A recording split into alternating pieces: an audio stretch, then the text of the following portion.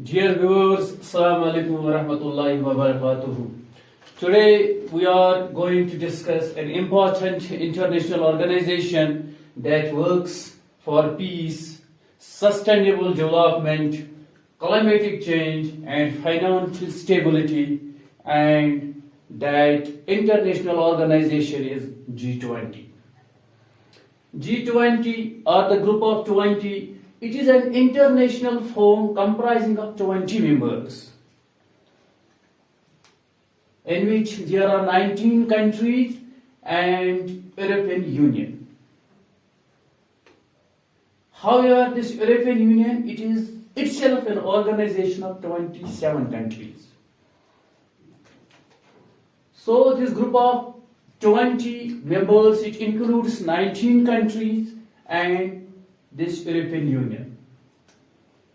The 19 countries that are the members of this G20 group are Argentina, Australia, Brazil, Canada, China, France, Germany, India, Indonesia, Italy, Japan, Republic of Korea, Mexico, Russia, Saudi Arabia, South Africa, Turkey, United Kingdom and United States.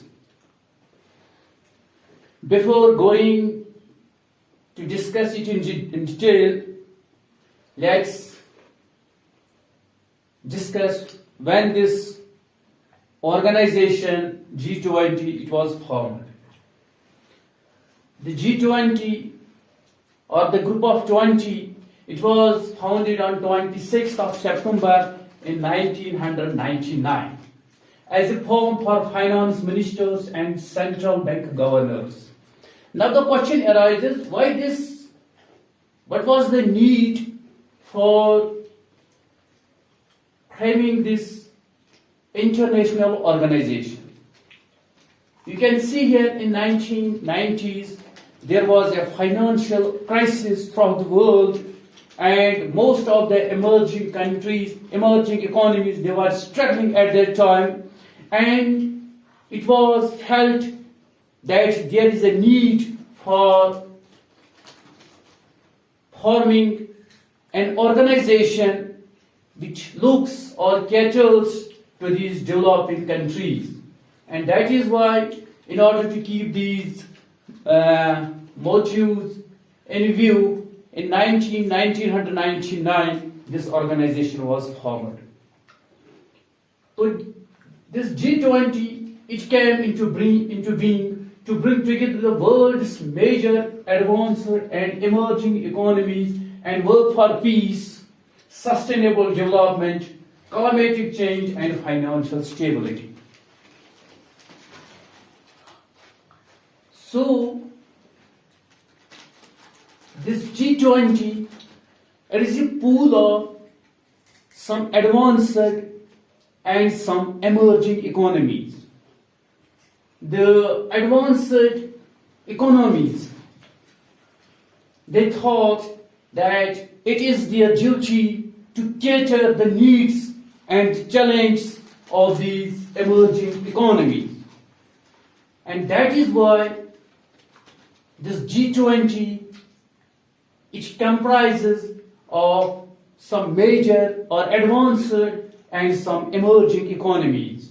And the goal of this G20 group is to work for peace, sustainable development, climatic change and financial stability. If I may discuss or I may explain this G20 in simple words, then I may explain it or I may define it as G20, it is a forum for international economic cooperation among its member countries. The G20, it is a forum for international economic cooperation. At international level, there should be some cooperation among the member countries, and G20 is one among them, and it caters for mutual economic cooperation among the member countries. The G20, it represents around 85% of the global GDP.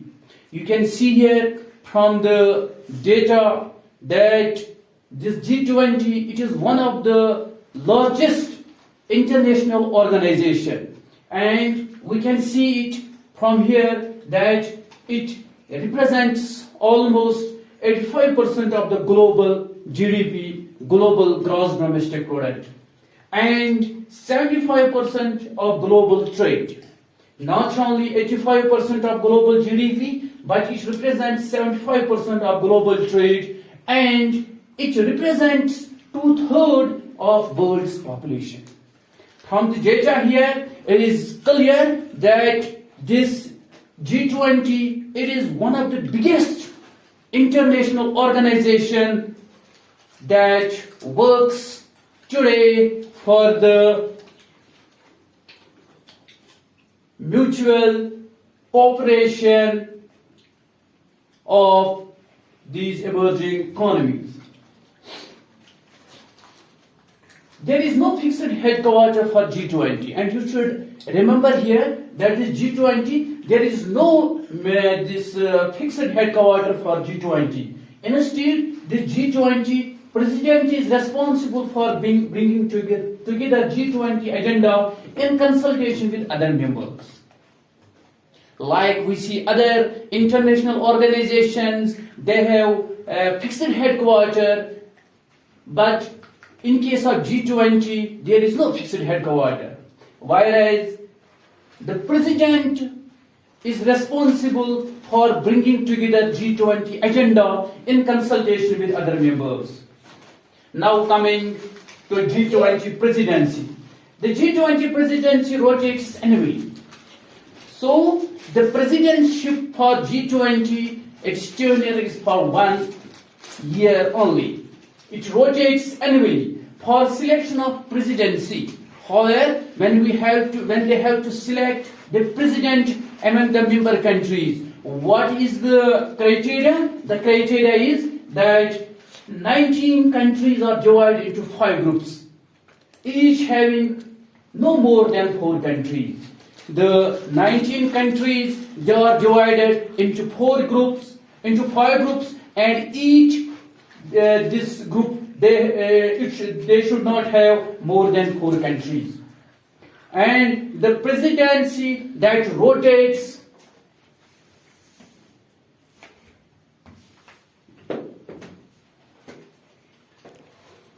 between each group. The presidency that rotates between each group. If we talk of India, since India, it comes in group 7. And the other group members of India are Russia, South Africa, and Turkey. However, there is one concept used in the functioning of this G20, that is Troika. What is Troika? Troika is nothing but it is a group of 3 working together for performing any administrative activity. And what is the concept here? What is the concept of Troika here in this G20? Here, 3 presidents. They present the previous one and the next president. That is the future president. They work hand in hand to ensure continuity and consistency of agenda. The Troika is every elected president works hand in hand with the previous president and the next president to ensure continuity and consistency of agenda. That is the group of 3, they work together for ensuring continuity and consistency of agenda, and that is the concept of Troika that is being used here in G20. Now let's come to this India and the G20.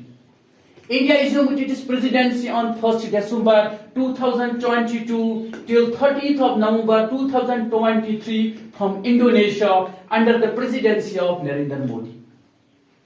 Today, India It has assumed its presidency from 1st December 2022 and it will last till 30th November 2023. As already I discussed here, that the presidency, it rotates annually. It is for 1 year, and since India assumed its presidency on 1st December 2022 and it will last up 30th of November 2023, and the previous president of the G20, that was Indonesia. The theme of India's G20 presidency is Vasudhaiva Kutumbakam, a Sanskrit word which means one earth, one family, one future, illustrating message that world is one family. The theme that India has chosen for this G20 presidency is Vasudhaiva Kutumbakam, a Sanskrit word which illustrates one earth, one family, one future. Means the world is one family. This G20, if we discuss its tracks, G20, it consists of two parallel tracks. The first one is finance track and the second one is Sherpa track.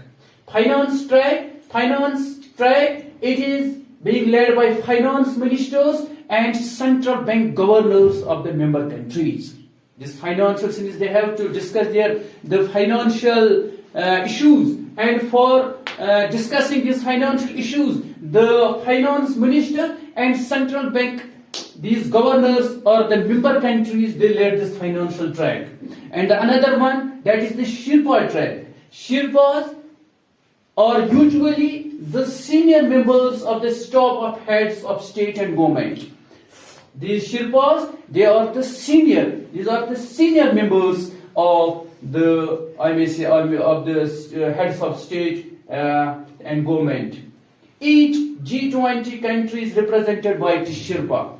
The G20 country, it is represented by a Sherpa who plans, guides, implements extra on behalf of the leaders of their country.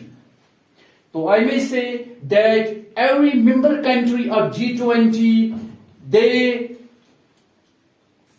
the country is being represented by a Sherpa member, and the Sherpa member who works on behalf of the country.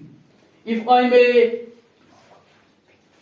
say here, in case of India, in case of G20, which was held in Argentina in 2018, the Sherpa member from Indian side was Shri Shaktikanta Das.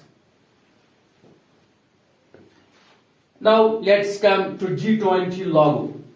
The G20 logo draws inspiration from vibrant colors of India's national flag. That is saffron, white, green and blue. It represents Earth with lotus flower. This G20 logo, it represents Earth here with lotus flower, reflecting growth and giants. One Earth, one family, one future illustrates India's message to the world that world is one family. This was some information that I discussed here in front of you so that the G20 or the group of 20 can be explained in a better way. Thank you very much.